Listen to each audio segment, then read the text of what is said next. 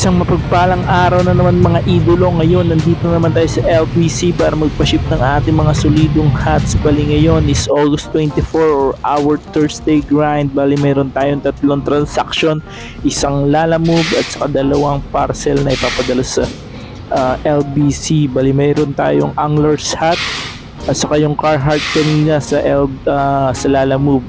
Ito the last na Bass Pro Shop natin, sold natin yan, napakalupit na ito. And Hawk Optics yan, pang Angler's hat. Bali meron rin tayong pang mountaineering hats.